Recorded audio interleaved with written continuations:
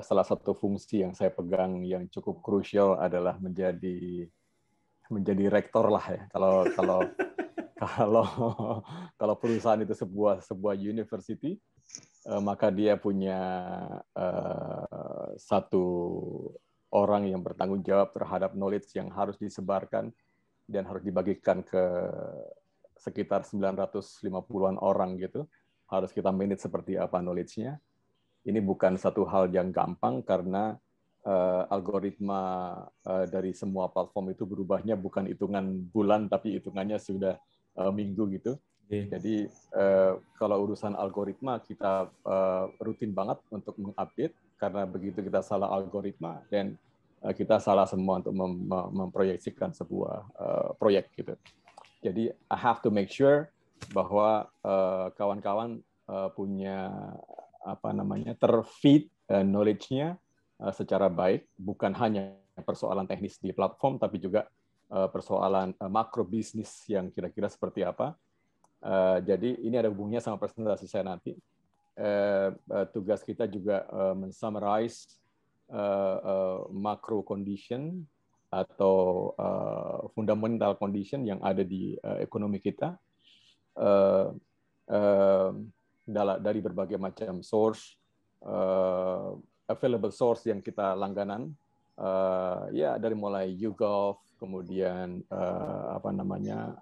HBR dan sebagainya secara makro, tapi juga banyak preparatory tools yang kita gunakan untuk feed knowledge-nya kawan-kawan di kantor, gitulah. Nah, saya akan memberikan pucuk-pucuk atau ujung-ujung temuan-temuan yang kita rasakan berubah secara 6 bulan terakhir dan 6 bulan ke depan, yang kawan-kawan bisa men-treat ini sebagai temuan hari-hari lah gitu ya, temuan hari-hari yang kita bisa diskusikan bahwa ada perubahan.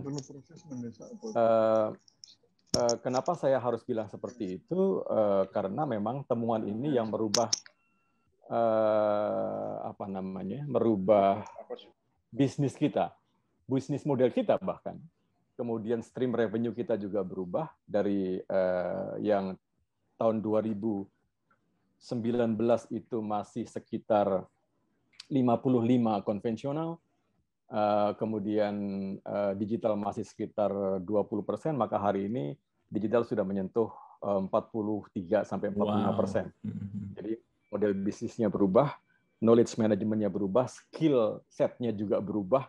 Jadi percepatan yang luar biasa dalam waktu tidak lebih dari setahun. Ini yang saya akan ceritakan. Oke. Okay. Nah, kawan-kawan di sini nanti bisa ngobrol aja secara casual ya. Jadi ini adalah data kuantitatif yang saya kuantifikasikan gitu ya. Jadi saya narasikan dalam bentuk yang lebih simple gitu. Udah kelihatan ya? Kelihatan, Mas. Oke, this is the big things. Sekarang hari ini kita melihat ketidakpastian adalah kepastian itu sendiri. Gitu ya. Jadi uncertainty is the new certainty. Ini yang saya ceritakan tadi bahwa ketika ada ketidakpastian di banyak elemen makro dan banyak elemen marketing, ya, semuanya berubah. Bukan hanya ketika Januari, Maret kemudian berubah, tidak berubah lagi Desember, tapi kesemuanya berubah. Nah, kawan-kawan yang bertanggung jawab atas marketing communication, apalagi digital marketing, harus melihat planning-nya dalam kondisi beta terus-menerus. Ya, karena kalau kita lihat perubahan-perubahan yang dilakukan oleh platform dan perubahan yang di level consumer insight, apapun bisnisnya, itu berubah terus-menerus. Di term untuk planning mungkin saya bisa mengatakan bahwa ini planning pribadi ya, termnya is a dynamic planning gitu ya. Dynamic planning yang sifatnya harus bisa merespon begitu banyak perubahan ke depan yang kita tidak bisa rancang, sampai akhirnya kalau kita membuat planning pada akhir tahun 2020 dan apalagi hari ini, itu menyiapkan beberapa skenario planning. Nah, skenario planning. Jadi kalimat yang sering muncul yang mendasari dari planning atau mungkin bahkan marketing planning adalah agility dan adaptivity. Jadi kemampuan kita untuk sangat lincah sebenarnya dalam merancang planning dan kemampuan kita untuk mengadaptasi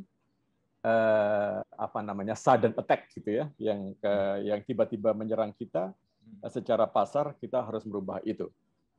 Jadi tidak ada lagi yang kemudian zaman 3 tahun yang lalu kita merencanakan sebuah brand development yang usianya 2 tahun, itu udah tidak sudah tidak relevan lagi. Jadi brand kita pun development-nya juga dynamic gitu ya. Jadi apa yang dinamakan sebagai sustainability planning itu adalah kemampuan planning itu untuk sustain, ya, menangkap perubahan per bulan. Kalau kita mengaku UKM atau kita punya produk, itu tidak bisa kemudian melakukan distribusi dan penjualan seperti biasa, tapi banyak sekali yang harus kita absorb perubahan-perubahan itu, bahkan hampir sama seperti yang diabsorb oleh perusahaan-perusahaan atau brand besar. Yang sangat ikonik adalah yang memudahkan untuk kita bicarakan sebagai ilustrasi adalah berubahnya distribusi Pizza Hut ke jalanan. Nah, itu adalah ikonik. Nah, itu sebagai contoh yang sangat gampang bahwa tidak ada lagi perhitungan brand image, tidak ada lagi perhitungan planning yang telah dijalankan dalam distribusi yang konvensional. Maka ketika harus kemudian eksis brandnya secara komersial, maka dia harus berubah sistem distribusinya dan delivery-nya itu totally different. Nah, itu yang kemudian kita melihat bahwa dynamic planning, adaptive planning atau agile planning harus kita lakukan di mana-mana. Karena uncertainty is the new certainty itself. Ini yang perlu saya sampaikan dan menjadi sangat penting. Jadi kata kuncinya adalah long-term planning is a myth. Jadi kalau kita punya visi, oke, saya setuju bahwa sebuah project, sebuah plan itu harus dibangun visinya, ada targetnya ke depan dan sebagainya. Tapi sebenarnya jalan terjal dan tidak terjal itu terjadi dalam hitungan yang sangat cepat sekali, dan we have to change our plan itu many times. Yep. So we have to redefine kalimat yang namanya konsistensi, ya. Itu harus kita redefine sebagai sesuatu yang dynamic. Yes. So ini yang harus sangat hati-hati. Nah, beberapa hal, ya, ini contoh lain, beberapa kasus adalah semuanya melakukan great reset. Jadi kita tidak sendiri atau kawan-kawan tidak sendiri bahwa terjadi resetting yang luar biasa, ya, di dagangan, di planning, di source of business, kemudian di revenue stream yang berubah, prioritas yang berubah, dan sebagainya. Di level perusahaan korporasi, we are doing it now itu dengan cara yang bermacam-macam. Kita misalnya di kantor misalnya hari ini dan ke depan kita sudah tidak masuk lagi 100%, mungkin hanya 50%, seterusnya, whether it's pandemic or not, gitu ya. Yeah. Itu, dan kita tidak punya lagi ownership terhadap sebuah meja, karena ownership terhadap meja adalah boros. Akhirnya kita udah kayak working space gitu, kita rubah dan kita mereset bagaimana cara seorang karyawan datang. Mereka tidak punya meja, mereka hanya punya laptop, mereka hanya punya locker. Dan cara itu symbolizing agility sebenarnya. Nah, itu yang harus kita buat. Terus kemudian sekian ratus karyawan itu juga kita mulai memfeed bagaimana kemampuan mereka entrepreneurship untuk bertambah. Jadi bukan skill and how to manage the project, ya, tapi how to create a product, how to develop a product, how create a new service, itu harus ke sana. Jadi organisasi akan punah dengan sangat cepat kalau tidak melakukan apapun. So saya ingin mengatakan bahwa kalian tidak sendiri. Saya juga tidak merasa sendiri karena kita sedang bersama-sama melakukan resetting yang luar biasa. Yeah. So resetting yang luar biasa itu rasanya nano-nano ya, macam-macam ya. Jadi let's seize the day gitu ya. Jadi ini perubahan yang menarik. Semuanya memberikan catatan, semuanya memberikan learning. Dan siapa yang kemudian bangkit adalah siapa yang kemudian bisa memanfaatkan so many learning itu, gitu. Right. Jadi itu yang menarik gitu ya. Oke, ini tadi Mas siapa yang jualan bumbu masakan? Mas Iwan namanya. Iwan ya, Mas Iwan. Nah, Mas Iwan. Kalau dulu kan sebenarnya kita punya barang dan kemudian didistribusikan dan distributor memiliki banyak sekali untung dari barang kita sebelum semuanya menjadi platform. Nah, platform yang hari ini kita deal sehari-hari, kalau dulu kita punya kesempatan yang mewah untuk melihat secara fisik, menjelaskan secara fisik, bertemu secara fisik, menyentuh secara fisik, itu tidak ada semua tiba-tiba. Jadi online dating itu sekarang dengan konsumen terjadi. Konsumen agak susah untuk melakukan checking terhadap barang kita. Bahkan kalau kita datang ke showroom mobil misalnya, mobilnya tidak ada karena PPKM gitu ya. Hanya ada satu gambar, mobilnya nggak ada, ini brosurnya misalnya. Saya pegang Toyota dan Honda. Jadi PPKM tidak memperbolehkan misalnya showroom itu diisi penuh mobil. Nah, ketika semua online, itu benar-benar kita kayak online dating ya. Yes. Begitu katanya yang pernah online dating. Jadi bayangkan yang akan berlaku currency-nya adalah interface, adalah channel, adalah visual yang ada di depan screen. Kalau misalnya bumbu Jepang itu akhirnya tidak bisa dijual kemudian packaging-nya ditunjukkan. Ya, akhirnya yang bisa ditunjukkan adalah impresi ketika bumbu itu dibuat secara alive, gitu ya. Kemudian karena dia harus mewakilkan sesuatu yang offline, itu yang kemudian akan menentukan hubungan atau interaksi seberapa kuat dengan konsumen. That's totally online. Nah, hampir semua kontennya juga tidak bisa dibayangkan bahwa konten ini akan dinikmati secara offline. Kenapa kemudian revenue stream kita di kantor itu berubah di level produksi yang biasanya memproduksi TV komersial katakanlah 3 bulan sekali. Sekarang kita memproduksi video konten yang snack bite yang itu bisa sehari, bisa 10 misalnya gitu ya. Wow. Jadi that totally different kind of business yang meriset semua hubungan kita dengan konsumen dan cara kita berbisnis. Nah, bayangkan bahwa ketika sebuah cara berhubungan atau berkomunikasi berubah, maka organisasi juga berubah gitu ya. So belum lagi insight-insight yang baru gitu ya. Nah, ini sebenarnya yang harus kita camkan, harus kita lihat sebagai sesuatu yang certain, yang lahir dari uncertainty. Gitu.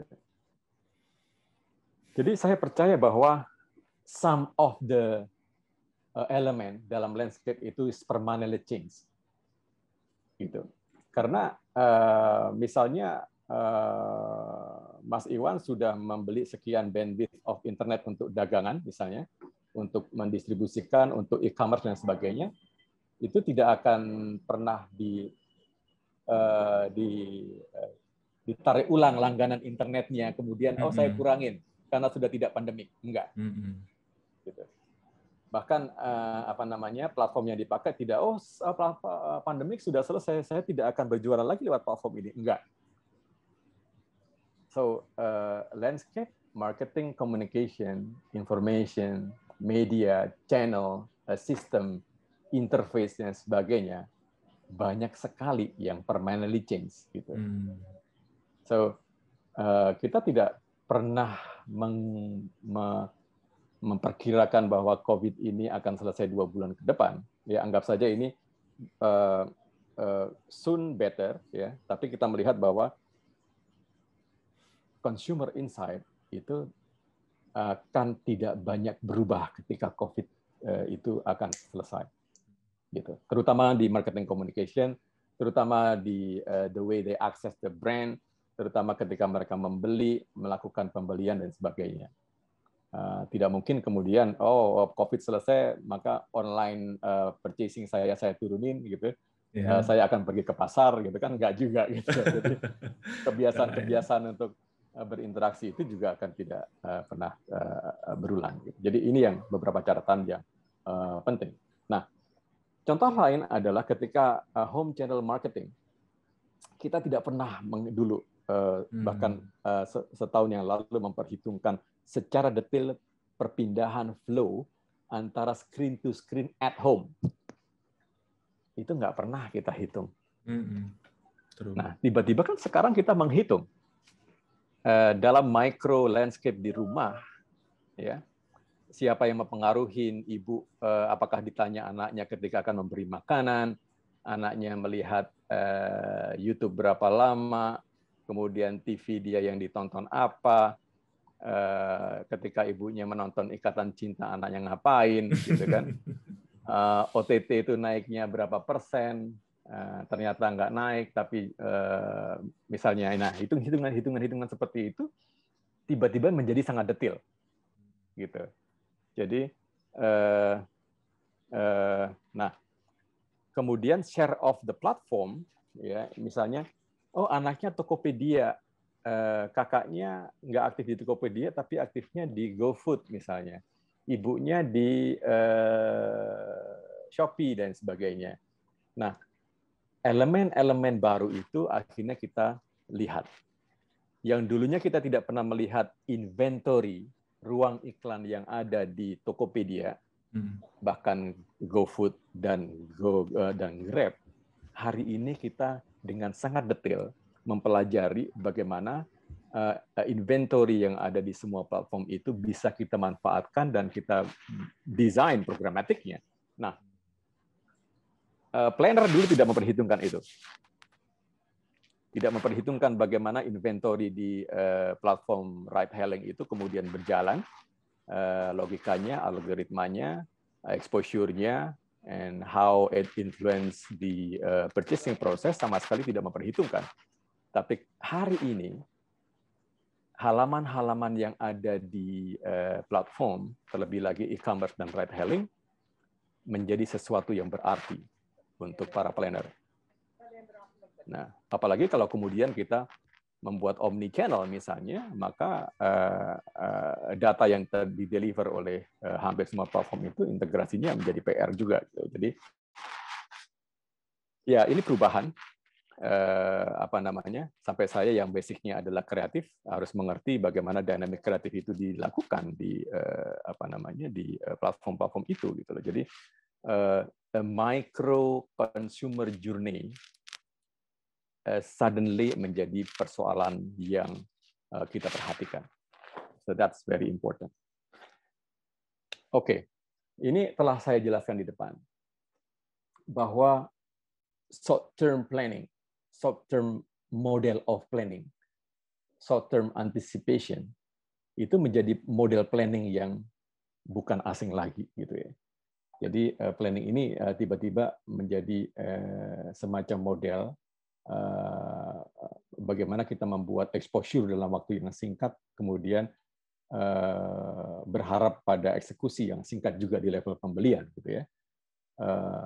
Sementara karena arus informasi kalau kita jualan di online itu semakin tinggi, ya, maka kemudian kampanye-kampanye yang dulu ditargetkan 2 bulan, 3 bulan, itu menjadi sempit dan semakin kecil dan semakin pendek. Umur hashtag yang tadinya berumur bisa 3 hari, hari ini mungkin 1,5 hari udah hilang, gitu ya. Jadi campaigning hashtag jadi challenging, length of campaign juga jadi, kalau kita mau mengkampanyekan produk baru juga itu pendek-pendek. Nah, ini challenge yang cukup berat sebenarnya untuk sebuah brand yang harus melakukan efisiensi. So, jadi seorang planner paling tidak harus melakukan pemilihan yang super tega untuk tidak menggunakan sebuah platform. Nggak bisa lagi, aku akan meratakan semua, karena akan punya konsekuensi bahwa dia tidak akan mendapatkan exposure juga. Atau segera memilih satu platform dengan satu kelompok audiens yang very bold in terms of character, kemudian kita ambil audiens itu secara kuat dan dalam juga, gitu ya. Kalau misalnya produk kita adalah culinary, makanan, kita tidak akan memasang di general platform, tapi kita mungkin very specific platform yang mengerti tentang, paham, dan siap mengkonsumsi sebuah produk kategori. Apakah itu makanan, atau mungkin minuman, atau mungkin apapun itu. Nah, ini yang harus kita praktekkan secara berani tepatnya. Oke. Ini adalah cerminan pembelajaran yang diberikan oleh e-commerce dalam waktu 2 tahun dan membuat konsumen kita ingin mendapatkan sebuah barang dengan cepat dan tidak usah menunggu dan tidak usah pergi. Nah, jadi semua media, aktivitas, kampanye, dan sebagainya kita rancang untuk dimasukkan dalam direct response media or platform yang punya interactivity tinggi dan responsif, bertanggung jawab terhadap nasib barang yang kita beli, gitu ya. So direct response media ini menjadi favorit. Kenapa kemudian pendapatan platform e-commerce dan ride hailing itu kebanyakan sekarang juga dari pemanfaatkan inventory iklan yang dijual ke berbagai macam produk untuk melakukan direct campaign dan direct selling dan interactivity lebih di media, gitu ya. Jadi please be aware bahwa platform itu sekarang telah menjadi media itself even for communication, gitu ya. Jadi tukang bakso laris tidaknya nasibnya ditentukan oleh seberapa kuat interface itu mengekspos baksonya, gitu, dan membuat kategorisasi yang benar terhadap baksonya, apakah dia masuk sebagai bakso terdekat di lokasimu atau masuk menjadi di kategori pedas dan sebagainya, dan hal-hal seperti itu yang brand harus pikirkan, gitu, hari-hari ini. So platform planning, ada disiplin baru di akademi kita adalah platform competition analysis, kemudian ada platform planning yang dulunya tidak ada. Nah, dulunya kita mengenal media planning. Iya, betul. Sekarang kan kemudian muncul platform planning karena diversity di planning itu sekian banyak, jadi kita harus how we integrate, how we synergize the platform, all the platform into one planning, gitu ya. Nah, ini yang kemudian menjadi sangat strategic level sebenarnya evolusinya dari media planning ke platform planning, gitu. Kemudian ada platform based competition, platform based analytics dan sebagainya. Itu menjadi satu disiplin yang lebih advance, gitu. Nah, programmatic e-commerce itu juga sesuatu yang tiba-tiba muncul dan menarik kita atau memaksa kita untuk memperhatikan bagaimana cara bekerjanya dan bagaimana cara mengoperate aplikasinya gitu ya. Karena kita memplan sesuatu yang baru, lebih mikro dan lebih basicnya adalah mobile dan itu KPI-nya adalah real sales gitu ya. Jadi ini hal-hal yang muncul siapapun pengelola brand, apapun brandnya, kalau dia kemudian salah satu distribusi channelnya adalah e-commerce, maka programmatic is a very important things yang harus kita pelajari how it works gitu ya, how we have to design it, how we have to spend it gitu ya. Jadi itu hal-hal yang harus kita desain secara sangat hati-hati gitu ya. Karena automation di masing-masing platform juga berbeda gitu. Oke. Untuk brand-brand yang kompetisinya besar, semacam telekomunikasi, sigaret, telco, dan sebagainya, itu sekarang berlaku yang namanya hyper customization, yang memaksakan kita untuk melakukan customisasi di planning kita, apalagi message, apalagi visual, apalagi exposure di masing-masing channel. We have to design it differently in each zone. Di setiap zona yang berbeda secara demografis gitu ya. Jadi hyper customization ini menyaratkan kemampuan kita untuk mengatur dan membaca consumer insight based on the zone that we have to attack secara komersial masing-masing secara berbeda. Jadi pasar-pasar yang ada di DKI itu kita buatkan satu desain kampanye sendiri, sementara pasar yang ada di Bali kita juga mendesain secara berbeda, apalagi pasar yang ada di Aceh dan Medan. So hyper customization ini kalau tidak hati-hati bisa sangat tidak efisien, tapi kalau sangat hati-hati bisa sangat kuat sekali depth penetration-nya. Gitu. So that's very important also. Oke. Ini kawan-kawan di data, Mas Heri saya kira juga sangat paham dengan tiba-tiba setelah akan hilangnya third party data atau cookies-less world, kemudian akan susahnya kita memanfaatkan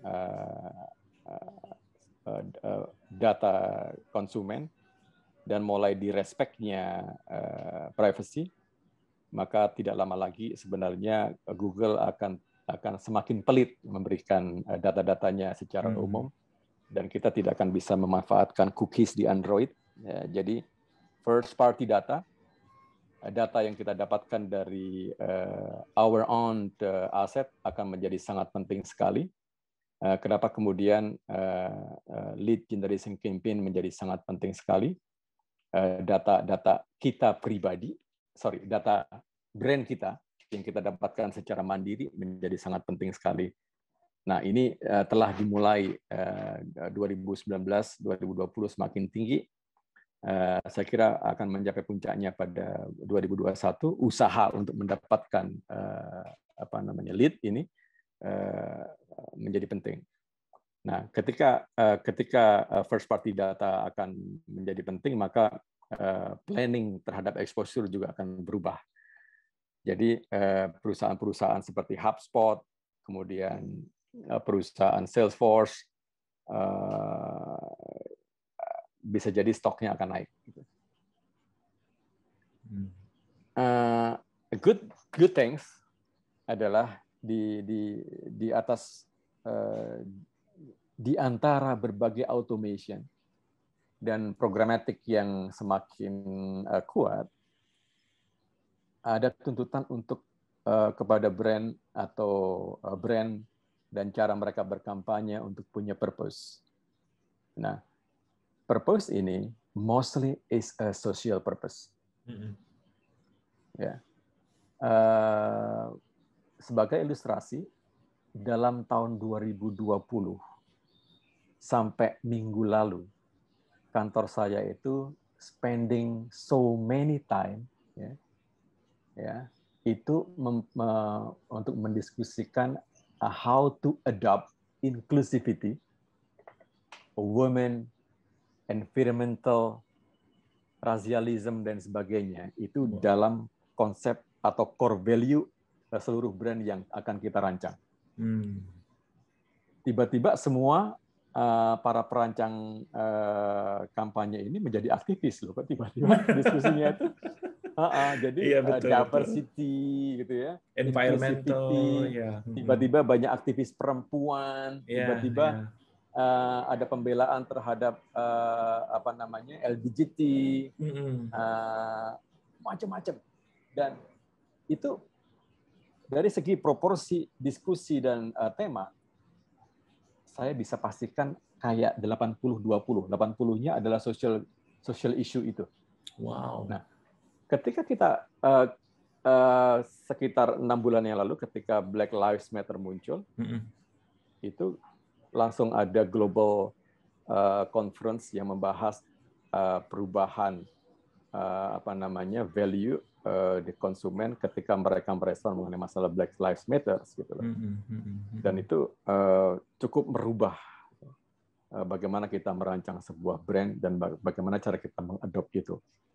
Nah, hari ini yang sangat banyak adalah inclusivity, kemudian environmental, planet udah lama tapi semakin naik.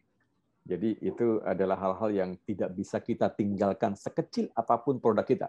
Yes. Gitu. Jadi kalau di Dentsu itu salah satu servisnya udah ada social good division gitu ya. Jadi itu bukan lagi sebuah tema kampanye, tapi sudah menjadi satu division yang bertanggung jawab terhadap purpose-led campaign atau core value sebuah brand yang hubungannya sama social good. It's a good thing actually, ini sebenarnya. Well, kalau kita dulu merancang sebuah kampanye itu kita bisa tunggu sebulan 2 bulan, dan kita kemudian mengevaluasi sebuah kampanye, kemudian membuat PDCA, evaluasi dan sebagainya. Maka yang kita jalankan hari-hari ini adalah real time and responsive campaign yang melihat satu KPI dan pencapaiannya, antara pencapaian komunikasi dan pencapaian sales itu at the same time gitu ya. Jadi ketika kita menggunakan data dynamic, kita melakukan A/B testing terhadap komunikasi, kita melakukan optimisasi terus-menerus, dan at the same time kita mendapatkan respon whether this is good or not buat produk kita, maka kita model perancangannya juga akan sedikit berbeda, dan bentuknya sudah kind of multidisiplin marketing yang melibatkan programmer, media, and content and creative at the same times. Gitu. Okay, interesting. So ini yang saya ceritakan tadi, keharusan sebuah brand, maka dia harus menjadi brand aktivis dan memperhatikan sustainability. Akibatnya adalah hari ini, saya kira kawan-kawan yang ada di Unilever dan P&G sudah tahu how important brand safety is. Dan kita sekarang sedang berjuang untuk memiliki atau membangun a whitelist publisher.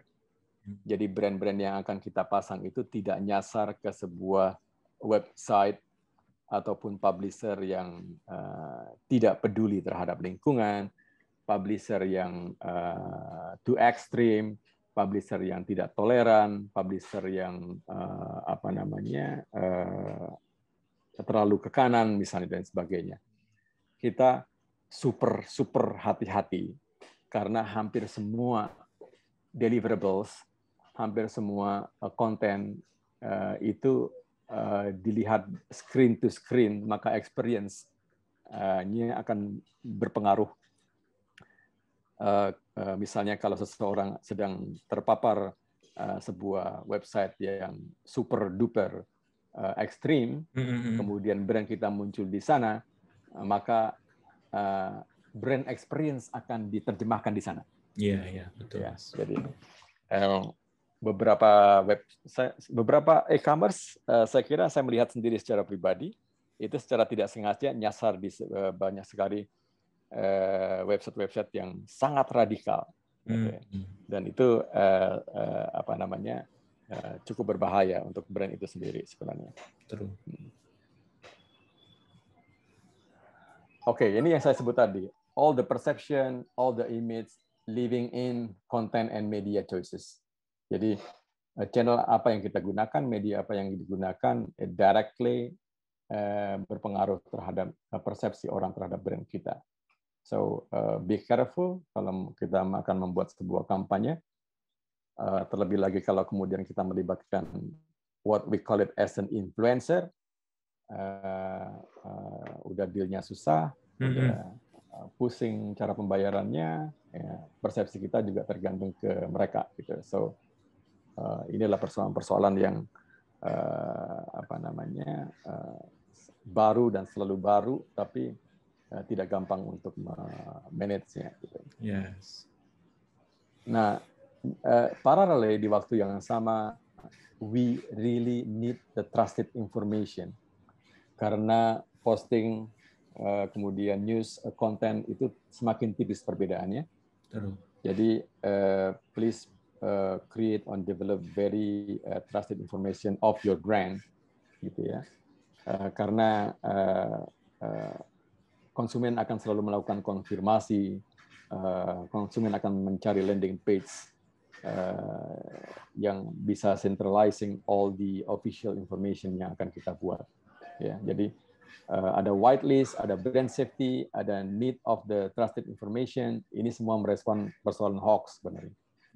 So we have to be really careful untuk mendesain informasi yang kita deliver, ya, karena sekarang banyak sekali uncontextual information yang menyebar di message yang kemudian kita tidak bisa mempertanggungjawabkan sejauh mana brand kita bisa diolah di informasi itu, karena semua orang berhak menjadi penulis atau everybody is a publisher, gitu.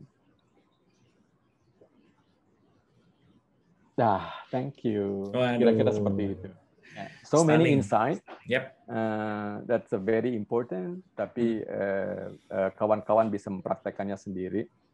Karena hari ini tantangan big brand and small brand is almost the same. Thank you, Mas Janu. Is very stunning buat kita semuanya ya. Dan memang apa yang kita temui dan apa yang kita saksikan barusan is absolutely match dengan apa yang sering kita temui juga di kegiatan bisnis sekarang. Kayak saat ini bisnis saya pun di advika.id sudah tidak lagi nyewa kantor, Mas Janu. Memang sama sekali kita kan di coworking space, betul-betul hanya begitu kemarin kejadian happen kayak begini, wah sudah langsung tidak lagi sewa kantor gitu. Jadi kan lumayan capex jadi menurun. Thank you Mas Janu. Teman-teman, jika ada pertanyaan, Mas Janu ada beberapa lama lagi waktu yang bisa di ini. Silakan. Teman-teman kalau ada pertanyaan, ini sudah ada beberapa yang masuk ke, meskipun sudah ada yang jawab juga, tapi monggo kalau Mas Janu mau menambahkan. Sekarang namanya Mas Iwan tadi bertanya, saya jadi self question katanya, saya sebenarnya kenal brand saya sendiri nggak ya? Katanya begitu tahu tadi yang dari Mas Janu. Jadi Mas Iwan kayaknya nge-reflect tentang brand storytelling-nya ke narasinya gitu. Betul. So jadi gini, product creation itu selalu mensyaratkan beberapa hal ya sebelum kemudian brand creation. Seorang founder, seorang developer itu punya privilege untuk merancang sebuah brand, ya.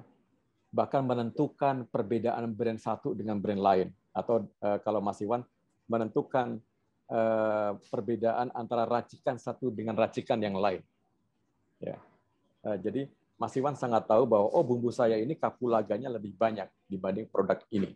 Bumbu saya ini MSK-nya minim dibandingkan yang lain. Nah, semua elemen dari brand creation ini itu sangat penting untuk mendevelop sebuah brand. Nah, ketika sebuah brand ini jadi, maka seorang perancangnya akan bisa menentukan bahwa ini karakternya sebagai sebuah anak, kalau ini anak saya, adalah boldly, spicy misalnya, dan punya karakter yang sangat ABC misalnya. Nah, ketika bisa seperti itu, maka pemilik brand bisa meyakinkan kepada perancang komunikasi bahwa karakternya seperti ini. Nah, kalau sudah tahu karakternya seperti itu didefine, maka dengan sendirinya akan ketemu konsumen yang pas seperti apa. Jadi brand nanggung, komunikasinya akan nanggung. Gitu ya. Kalau brand yang sangat bold dan sangat punya karakter, itu Mas Iwan akan tahu konsumennya ini. Bahkan cara menjualnya juga tertentu. Nggak general. Oh, aku akan menaruh produk saya di sini karena karakternya seperti ini.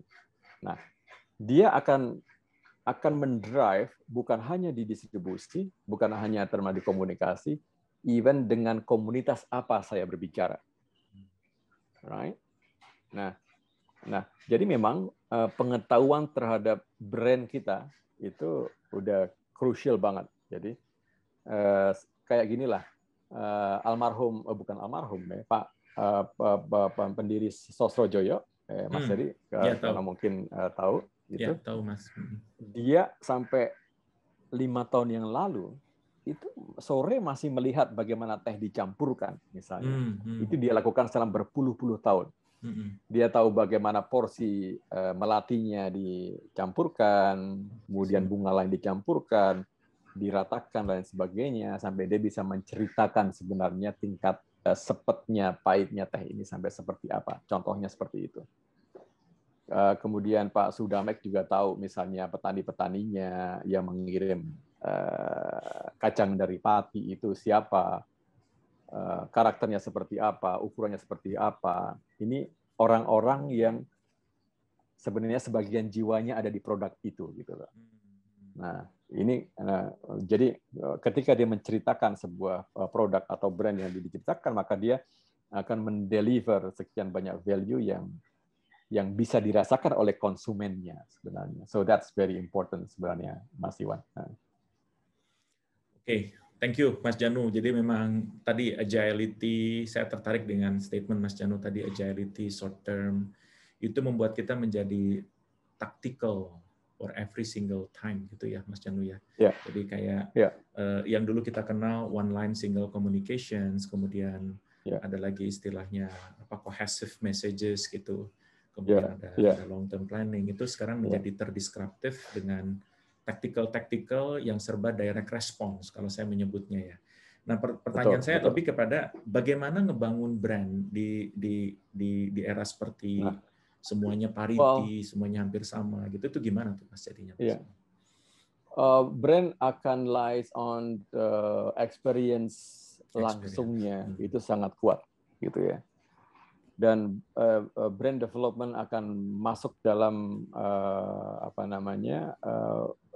cycle yang lebih cepat itu, ya. Dan merespon semua tren dengan sangat cepat itu, gitu. Jadi ya mau nggak mau sih sebenarnya sih, kalau kemudian kita tidak bisa memisahkan, oh ini value yang fundament, ini value yang trending. Gitu ya. Value yang fundament ini bersifat sangat tetap ya. Misalnya kalau sebuah brand culinary akan ada value yang fundament. Oh ini natural, ini no preservative, ini product by local. Nah fundament itu bolehlah tetap. Tapi ada level luaran, ya, sisi luaran yang kemudian harus responsif terhadap tren, harus responsif terhadap kategori, perubahan kategori, ya, gitu. Jadi misalnya contohnya produknya Mas Iwan, kalau misalnya produk yang dijual hari ini masih dry spice misalnya, mungkin oke. Tapi kalau kemudian next adalah pasta dan harus ada ingredient lain sampai ke bahan yang akan dibumbuin, maka dia akan ke sana gitu loh. Kalau misalnya hari ini tidak bisa menjual hanya single product dan packaging, tapi harus experience, harus demo online, harus direct demo, harus kemudian punya crowd, which is community, then we have to do. Gitu. Jadi brand itu harus punya touch langsung terhadap community, community menjadi influencer, menjadi orang yang ikut membangun brand. So brand akan bergerak di wilayah itu sebenarnya. Interesting. Oke, teman-teman, sangat beruntung kita mendapatkan informasi sebegitu powerful dari Mas Janu, yang memang beliau is a guru saya dan banyak sekali saya belajar dari beliau. Silahkan, ini momen yang ini, seandainya ada yang mau bertanya langsung juga boleh, silahkan teman-teman. Mas Doni katanya mau bertanya. Mana Mas Doni itu tadi? Aku mau nanya, boleh nggak? Oh, boleh, silahkan. Siapa nih? Iya, hai, Pak halo. Janu, I'm Syahid.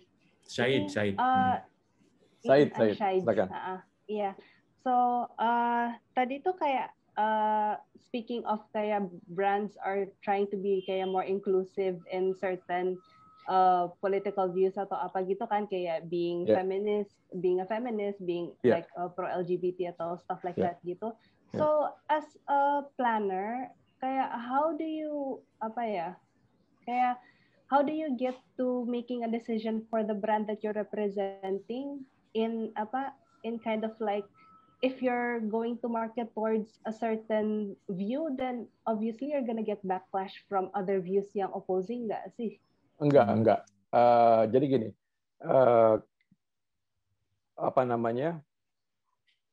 memang sensitif, ya. Tapi persoalan-persoalan inclusivity, environment, ya, katakanlah pembelaan terhadap planet, itu kan semuanya konsumen tidak akan pernah menolak bahwa bumi ini harus diperbaiki, ya kan? Jadi bahwa kita setuju bahwa semua barang sekarang sedang menuju ke penggantinya plastik, kemudian ke lebih sustainable, then we have to support that idea. Ya. Hal-hal yang sangat sensitif ada, ya, misalnya LBGT, then that's very sensitive. Ya. Mungkin kita tidak akan kemudian mengekspos itu brutally, bahwa kita mendukung LBGT, ya. Tapi kan itu semacam ada local wisdom that we have to respect, ya kan? Betul. Jadi kita mungkin akan adapt to other value, ya, diversity, kemudian neighborhood, ya. Cuman yang pengen saya bilang adalah kenapa kita perlu value? Karena kita sedang mencari intersection antara brand dan society issue. Jadi rumusnya adalah brand value yang punya berbagai macam value, kemudian ada social value, dan di tengahnya kita mendapatkan intersection. That the core value we have to do, we have to take. Nah, kalau sebuah brand, katakanlah sebuah brand, lagi-lagi maaf Mas Iwan pinjam brandnya, sebuah bumbu, selalu ada purpose-nya. Purpose-nya misalnya adalah, ini adalah local empowerment. Nah, a local empowerment is a social value. Local empowerment is a purpose yang sangat kuat.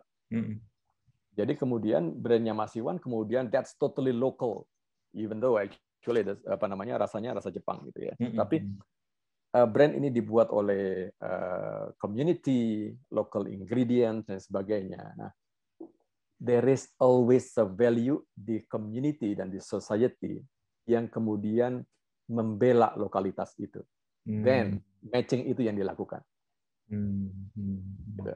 Nah, planner, kalau saya planner misalnya, apakah strategic planner, then bagaimana saya mendeliver persoalan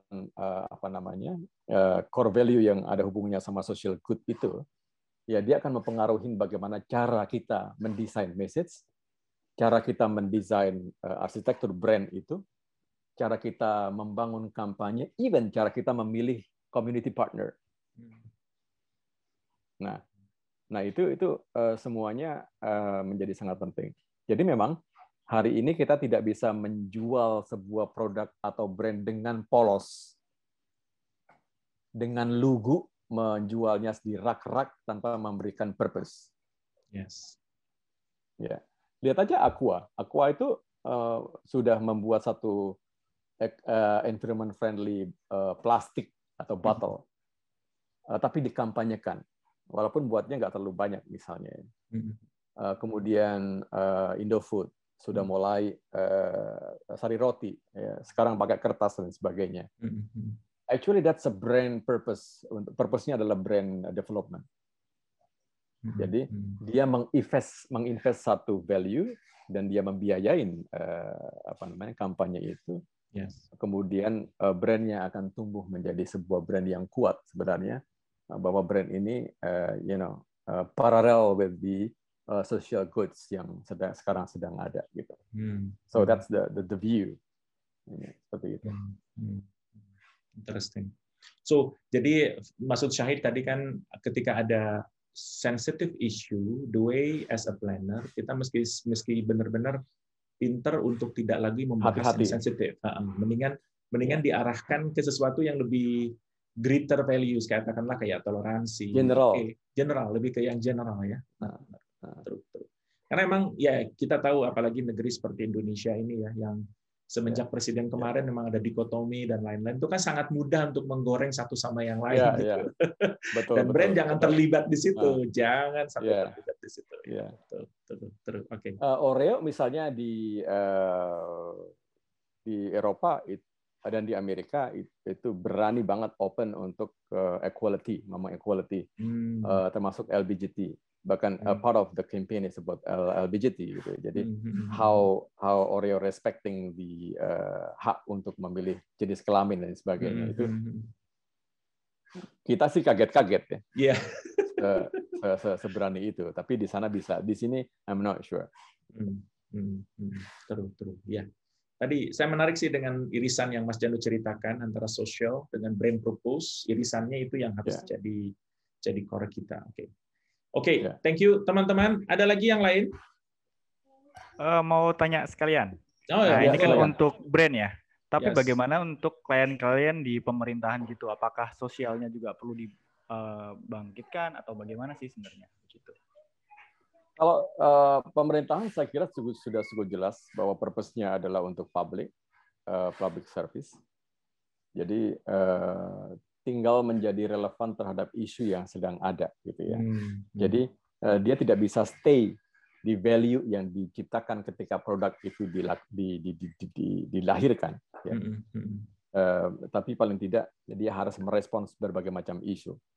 Kalau hari ini katakanlah produk yang namanya QRIS yang sistem pembayaran yang dimiliki oleh BI itu onboarding secara digitalnya itu luar biasa besar UKM karena dia mendrive langsung ke arah digitalisasi UKM dan punya konteks dan punya relevansi yang sangat kuat hari ini. Jadi kurang lebih ada 3,7 juta dalam waktu 6 bulan UKM onboarding, at the same time they di-provide dengan QRIS. Nah, BI tidak mengkampanyekan dia sebagai alat pembayaran saja. Tapi ini akhirnya dia membelokkan bahwa ini alat pembayaran untuk grassroots, misalnya. Jadi di waktu yang sangat cepat sekali itu UKM mengeksekusi pembayaran dengan QRIS di level manapun karena purpose-nya jelas bahwa ini membantu grassroots untuk utilizing the digital pembayaran gitu ya. Nah, jadi mencari cantolan-cantolan, ya, mencari relevan issue atau istilahnya kalau saya membuat berita itu mencari lead in agar orang bisa masuk dan mengerti produk kita. Nah, jadi kuncinya di situ sebenarnya. Ya. Jadi apa namanya direct gitu ya. Komunikasi juga misalnya pemerintah akan membuka Bali dalam waktu dekat dengan 3 zona khusus, misalnya Sanur, Ubud dan Nusa Dua. Ya.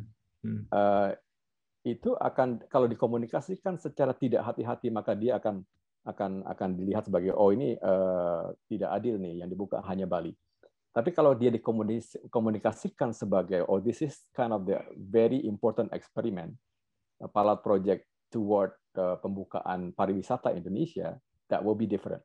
Karena dia mencari relevansi kebangkitan ekonomi yang penting, maka dia harus dicantolin di sana gitu. Kira-kira gitu.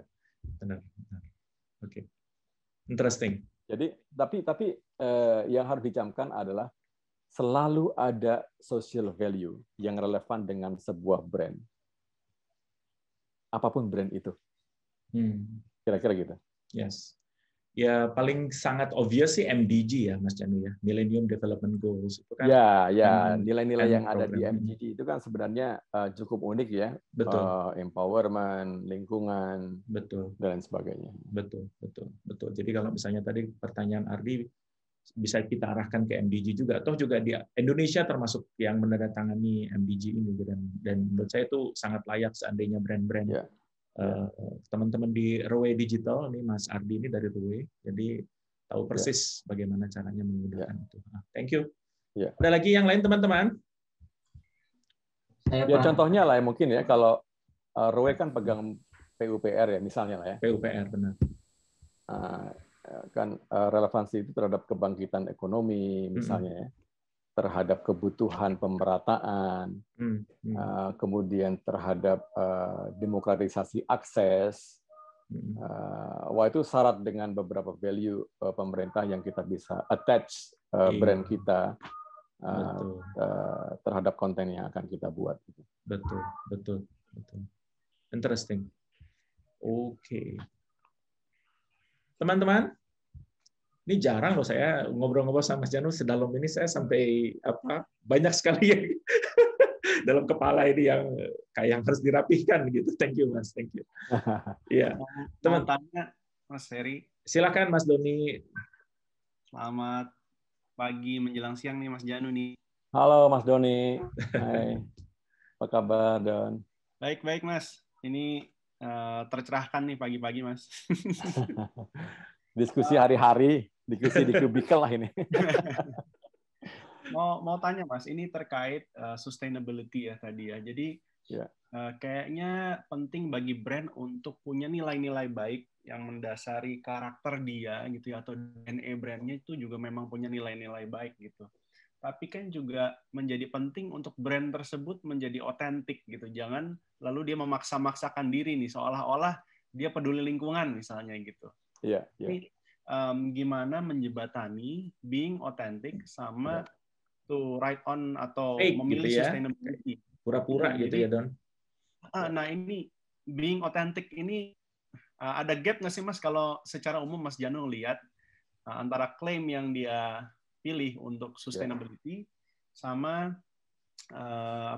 mendukung sama otentisitasnya dia gitu. Banyak banget. Jadi banyak brand yang membuat purpose yang dipaksakan, gitu. Jadi ini ilustrasi gampang. 5 tahun yang lalu mungkin teman-teman masih ingat, hampir semua brand menanam pohon. Ya kan? Menanam pohon. Apapun brand itu, ya. Apakah dia mau apapun brand itu. Nah, dia tidak punya diferensiasi yang kuat sebenarnya. Nah, yang harus kita lakukan adalah kita tidak bisa memaksakan satu brand, satu value sosial yang tidak relevan dengan fondasi brand itu untuk kemudian kita injek ke dalam brand itu. Sama sekali enggak. Ya. Nike, ya, itu contoh yang paling gampang. Dia akan melihat fungsinya sendiri. Oh, fungsi saya adalah untuk meraih achievement karena dia membantu atlet misalnya. Fungsi saya ada dipakai untuk membebaskan orang bergerak. Then they choose a free or just do it. Fungsi saya dia bisa dipakai oleh semua orang karena ini sepatu yang memang bisa dipakai. Kenapa kemudian dia nempel di Kaepernick untuk mengkampanyekan anti rasialis misalnya. Itu sangat cocok akhirnya karena dia memang sepatu ini tidak memilih-milih akan dipakai di kakinya siapa.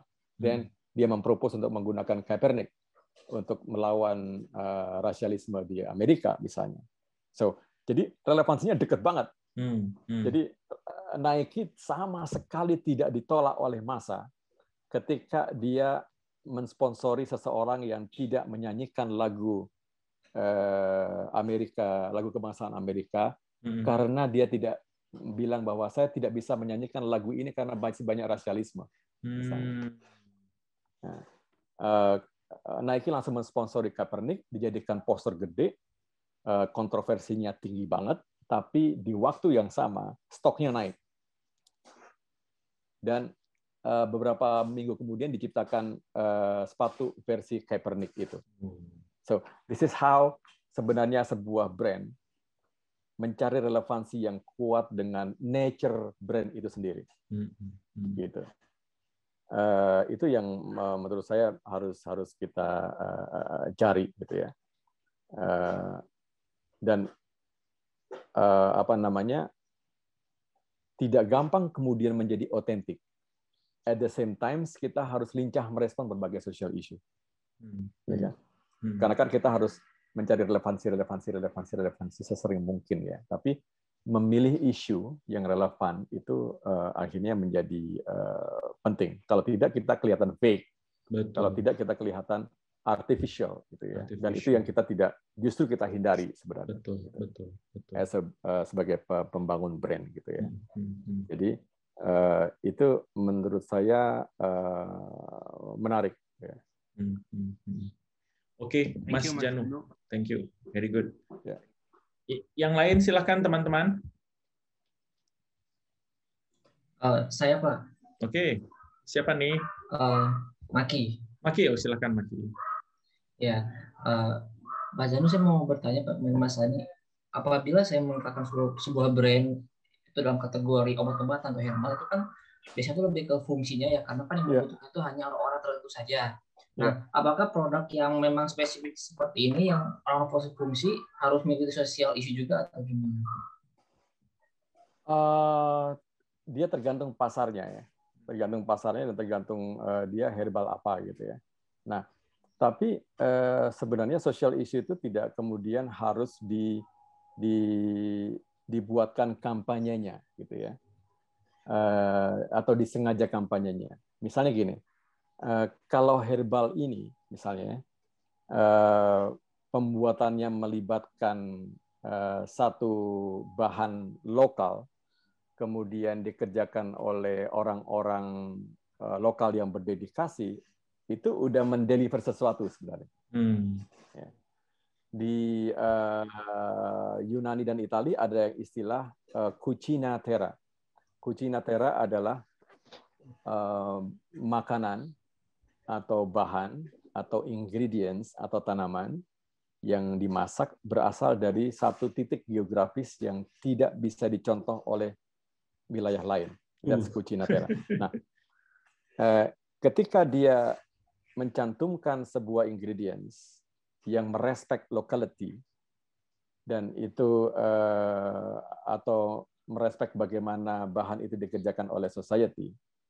Nah, itu udah jadi satu value yang kita bisa buat connection antara konsumen secara pribadi terhadap value brand itu secara sosial. Jadi saya dealing dengan obat ini atau herbal ini atau jamu ini gitu, bukan dengan jamu itself, tapi dengan social story behind di produk ini gitu ya. Gitu.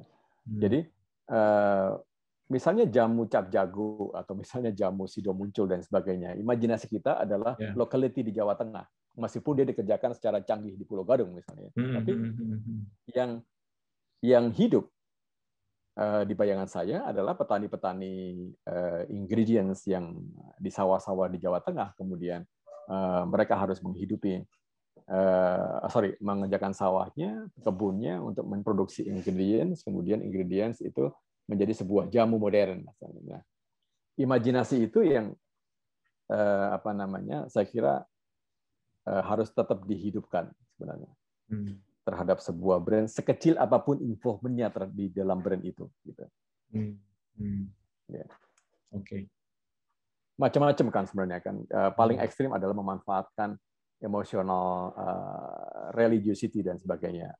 Saya secara etik tidak bisa, dan memang dilarang bahwa menghubungkan sebuah brand dengan produk, dengan religiositas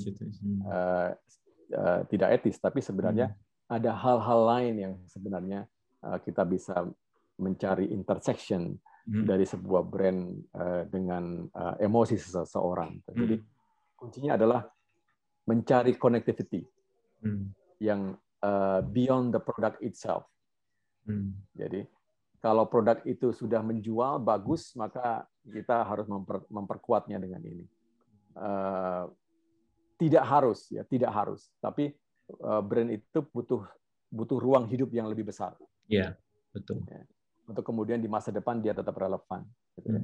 Kalau misalnya sekarang ada di level misalnya, kita harus product excellence misalnya, dan tidak perlu kemudian dihubung-hubungkan dengan social issue, ya tidak perlu dicari-cari juga. Gitu. Betul. Tapi ketika dia harus mengembangkan bisnisnya dan harus menyentuh banyak sekali isu, dan sudah waktunya kemudian harus kita design how the audience punya connection terhadap brand itu di luar produk secara fisik. Gitu.